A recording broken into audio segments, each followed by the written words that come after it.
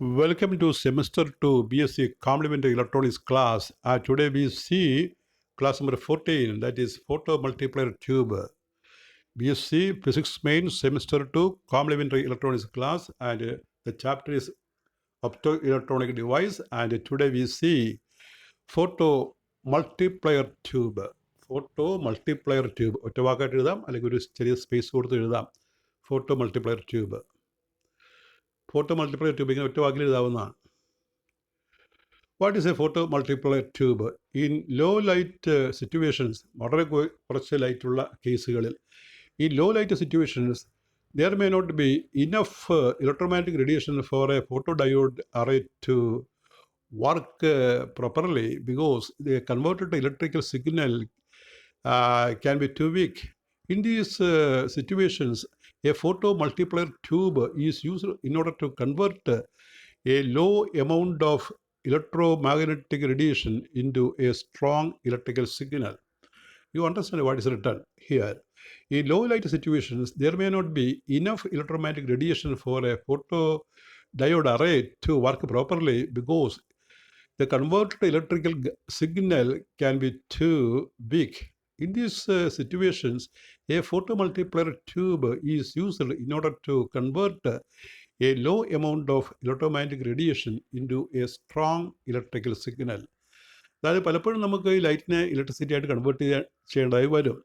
അങ്ങനെ കൺവേർട്ട് ചെയ്യുന്ന electrical signal വളരെ ചെറുതായിരിക്കും. ഇപ്പോൾ ലൈറ്റ് വളരെ ലോ ആണെങ്കിൽ, വീഴുന്ന ലൈറ്റ് ലോ ആണെങ്കിൽ, ഇപ്പോൾ സാധാരണ ലൈറ്റിനെ ഇലക്ട്രിസിറ്റി ആക്കി മാറ്റുന്നത് ഫോട്ടോ ഡയോഡുകളാണ്.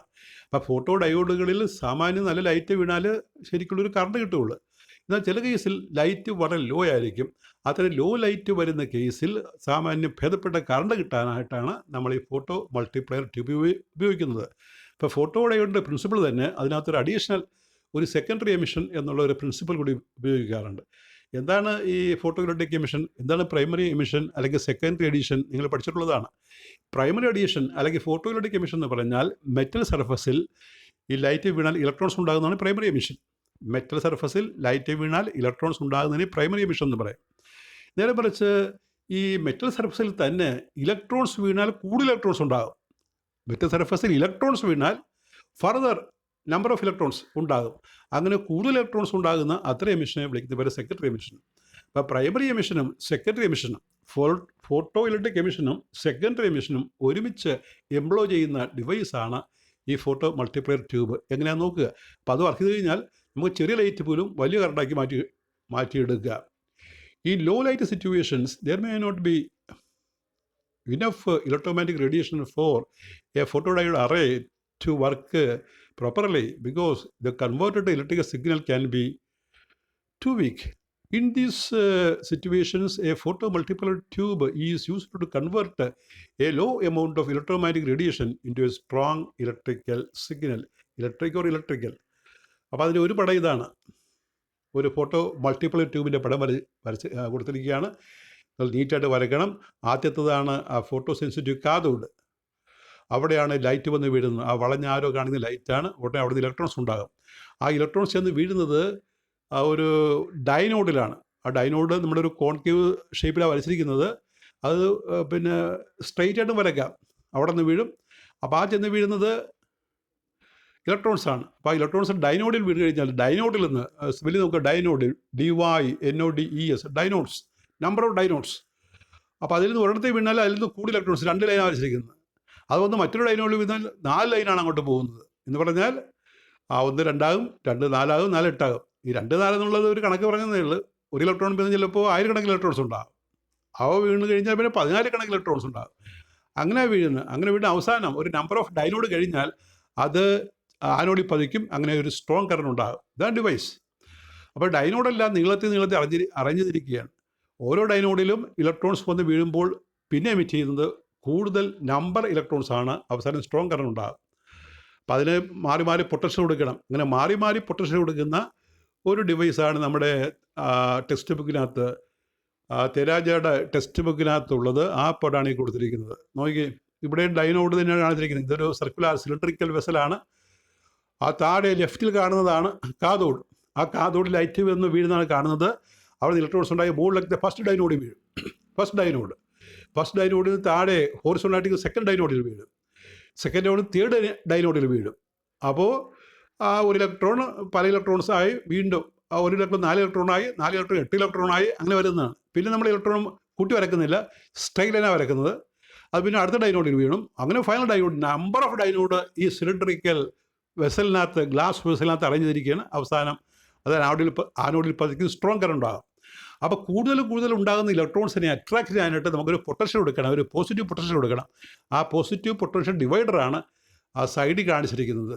ആ ഫസ്റ്റ് ഡൈനോഡിലെ ആ വയറ് പോയിരിക്കുന്നത് ഒരു കൂടിയ പൊട്ടൻഷ്യലാണ്, സെക്കൻഡ് ഡൈനോഡിലെ വയറ് പോയിരിക്കുന്നത് അതിനേക്കാൾ ഒരു കുറവ് പൊട്ടൻഷ്യലാണ്. ബാക്കി ഡൈനോഡിൽ നിന്നുള്ള വയേഴ്സ് ഒന്നും വരച്ചിട്ടില്ല, 2 വയറേ വരച്ചിട്ടുള്ളൂ. അപ്പോൾ പടം ഒന്ന് കണ്ട് നിങ്ങൾ വിഷമിക്കേണ്ട, വളരെ സിമ്പിളായിട്ടുള്ള ഒരു പ്രിൻസിപ്പിളാണ് ഇതിനകത്ത് പറയുന്നത്. ആ സർക്കിൾ കാണിച്ചിരിക്കുന്നത് ഒരു സിലിണ്ടറിക്കൽ വെസലാണ്. അതിനകത്ത് നമ്പർ ഓഫ് ഡൈനോഡും ഒരു ആനോഡും ഒരു കാതോഡ് ലെഫ്റ്റ് താഴെ അറേഞ്ച് ചെയ്തിട്ടുണ്ട്. കാതോഡിൽ ലൈറ്ററെ പതിക്കും, വീക്കായിട്ട് ലൈറ്റ് ആയിരിക്കും. അപ്പോൾ അവിടെ നിന്ന് പ്രൈമറി എമിഷൻ ഉണ്ടാകും, അത് ഡൈനോഡിൽ പതിക്കും. ഡൈനോഡുകളെല്ലാം നടത്തുന്നത് സെക്കൻഡറി എമിഷനാണ്. എന്താണ് സെക്കൻഡറി എമിഷൻ എന്ന് പറഞ്ഞാൽ? ഇലക്ട്രോൺസ് വീഴുന്നാൽ ഫർദർ ഇലക്ട്രോൺസ് ഉണ്ടാകുക എന്നുള്ളതാണ്. അങ്ങനെ നമ്പർ ഓഫ് ഡൈനോഡ്സ് ഇതിനകത്ത് അറേഞ്ച് ചെയ്തിരിക്കുന്നത് കൊണ്ട് അവസാനത്തെ ഡൈനോഡിൽ വരുന്നത് വളരെ കൂടിയ നമ്പർ ഇലക്ട്രോൺസാണ്. അതൊരു സ്ട്രോങ് കറണ്ടായിട്ട് മാറും.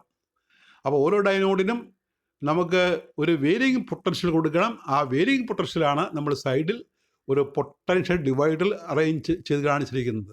അപ്പോൾ 1, 2, 3 മാർക്ക് ചെയ്തിട്ടുണ്ട്. നിങ്ങൾ അവിടെയുള്ള റെസ്പെക്റ്റീവ് വോൾട്ടേജും പകർത്തി എഴുതുക. അപ്പോൾ 2 പടം വരയ്ക്കണം.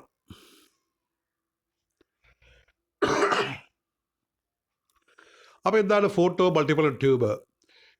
A photo multiplier tube abbreviated to PMT. PMT എന്ന് ചുരുക്കി പറയാം, PMT is a highly sensitive detector that converts photons to electricity.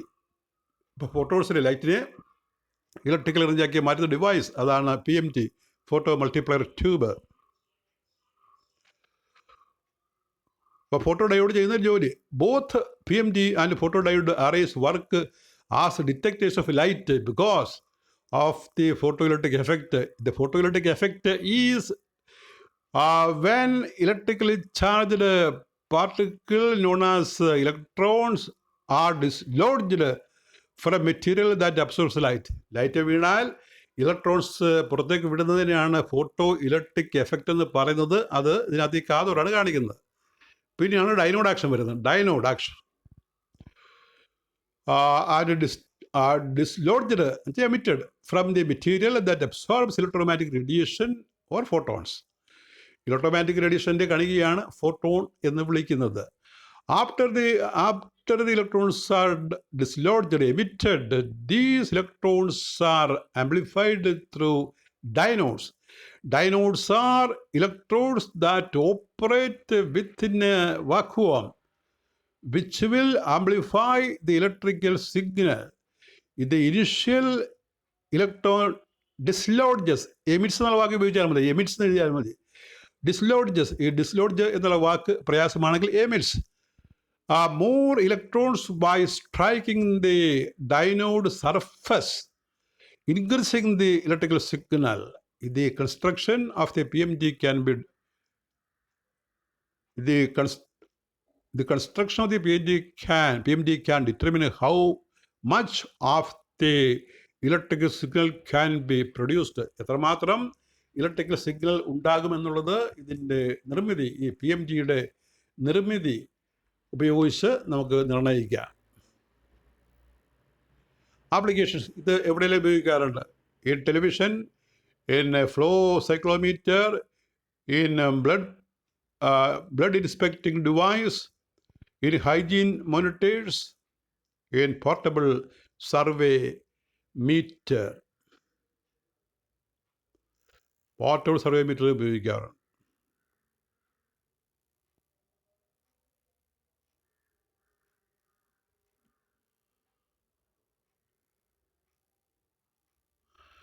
അപ്പോൾ അതിന് ക്വസ്റ്റ്യൻ ഇവിടെ ഞാൻ എഴുതിയിട്ടില്ല, ക്വസ്റ്റ്യൻ എഴുതിക്കൊള്ളുക. Explain a photo multiplier tube, give its uses. അങ്ങനെ നമുക്ക് ഒരു ക്വസ്റ്റ്യൻ ചേർക്കാം. Explain a photo multiplier with a diagram, give its uses. ഇപ്പോൾ ക്വസ്റ്റ്യൻ ഒന്ന് കേട്ടുകൊള്ളുക. ഇവിടെ ക്വസ്റ്റ്യൻ എഴുതാനുള്ള സ്പേസ് ആണ്, അതൊന്ന് എഴുതിക്കൊള്ളാം. Explain a photo multiplier tube, give its applications. That is all with your 14th class. We continue our topic. Thank you very much.